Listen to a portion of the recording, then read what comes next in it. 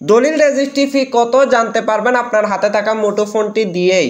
আপনাকে কোনো দলিল লেখকের কাছে গিয়ে জিজ্ঞেস করতে হবে না যে ওই দলিলটির রেজিস্ট্রি ফি কত। আপনি যদি প্রতারণার শিকার না হতে চান তাহলে এই ভিডিওটি আপনার জন্য। ভিডিওটি বেশি বেশি শেয়ার করে দেন, কারণ হচ্ছে অনেক প্রতারক আপনার কাছ থেকে প্রতারণা করে অনেক টাকাও নিয়ে যেতে পারে। তাই ভিডিওটি দেখুন। রেজিস্ট্রি ফি সম্পর্কে আপনি যখন জানতে চাইবেন বা কত টাকা রেজিস্ট্রি ফি এসেছে তা জানতে চাইবেন, আপনি দুইটিভাবে জানতে পারবেন। এখন আপনি প্লে স্টোরে থেকে দলিল সেবা নামে যে অ্যাপসটা আছে, দলিল ফিস নামে যে অ্যাপসগুলো আছে, ওই অ্যাপসগুলা নামিয়ে আপনি দলিলের খরচগুলো সম্পর্কে জানতে পারবেন। বা আপনি আপনার যেই দলিল সেবার যেই ওয়েবসাইটটি আছে ওই ওয়েবসাইটটি থেকেও আপনি জানতে পারবেন যে আপনার দলিলের রেজিস্ট্রি ফি কত। দলিল ওয়েবসাইটের ওই লিঙ্কটি বা কিভাবে আপনাকে লিখতে হবে বা কিভাবে দেখতে হবে তা নিয়েই আজকে আলোচনার বিষয়। চলুন শুরু করা যাক। আপনাকে এখানে দলিল.com লিখতে হবে। দলিল.com যখন লিখবেন, দেখেন এখানে দলিল.com লেখার সাথে সাথে এই ওয়েবসাইটটি ওপেন হয়ে গেল। এখানে প্রথমে আপনি সম্পত্তির সর্বনিম্ন বাজার মূল্য সম্পর্কে আপনি জানতে পারবেন। ধরেন আমি এখানে গেলাম, এটি হচ্ছে একটি অ্যাপস। এই অ্যাপসে আপনি সব কিছু সম্পর্কে জানতে পারবেন। আমার আজকের মূল বিষয় হচ্ছে একটি দলিলের রেজিস্ট্রি ফি কত তা জানবো। তাহলে রেজিস্ট্রি ফি এখানে চলে আসার সাথে সাথে দেখেন আমাদের নতুন একটি ইন্টারফেস ওপেন হয়ে গেল। এর পরবর্তীতে আপনার এই দলিলটি কোন ধরনের দলিল তা শুধু এখানে সিলেক্ট করে দিবেন। এখন আপনার দলিলটি কি সাবকবলা দলিল, এওস বিনিময় দলিল, দান দলিল, হেবা বিল এওস, হেবার ঘোষণাপত্র, দানের ঘোষণাপত্র, অর্থাৎ আপনার যেই দলিলটি যেই দলিলই হোক না কেন, আপনি দেখেন এখানে কত ধরনের দলিল রয়েছে, আপনি ওই দলিলটা সিলেক্ট করে দেবেন। আমার যে দলিলটি আমি এখন রেজিস্ট্রি ফি সম্পর্কে জানতে চাই তা হচ্ছে সাবকবলা দলিল।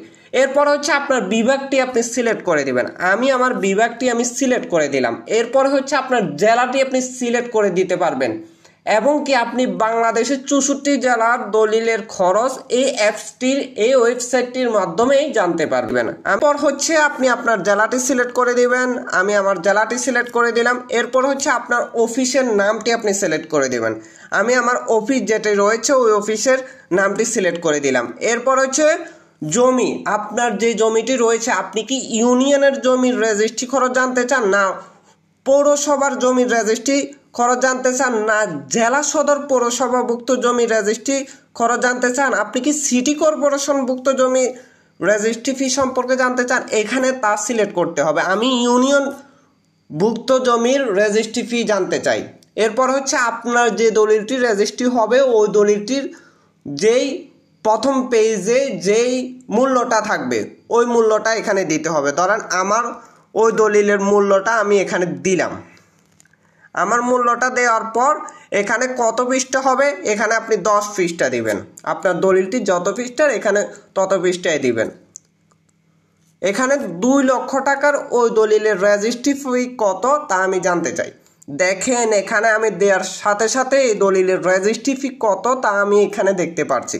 প্রথমে হচ্ছে এই দলিলের রেজিস্ট্রি ফি হচ্ছে 2000 টাকা, স্ট্যাম্প শুল্ক হচ্ছে 3000 টাকা, স্থানীয় কর হচ্ছে 6000 টাকা, উৎসের আয়কর হচ্ছে 4000 টাকা।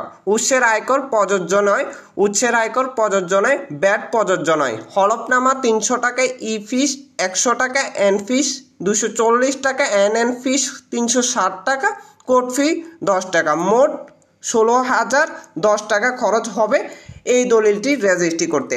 এবং কি এগুলো কিভাবে পরিশোধ করতে হবে তার পদ্ধতিও কিন্তু এখানে লেখা রয়েছে। কিভাবে আপনি এগুলো জমা দিবেন সব কিছু এখানে লেখা রয়েছে। তাহলে আপনার এটি রেজিস্ট্রি ফি জানতে হলে আর কারো কাছে কি যেতে হবে? দেখেন রেজিস্ট্রি ফি কত পার্সেন্ট, স্ট্যাম্প শুল্ক কত পার্সেন্ট এবং কি স্থানীয় সরকার কত পার্সেন্ট, সব আপনি এখানেই জানতে পারবেন। তাই ভিডিওটি বেশি বেশি শেয়ার করে দেন, মানুষকে প্রতারণার হাত থেকে রক্ষা করতে সাহায্য করুন।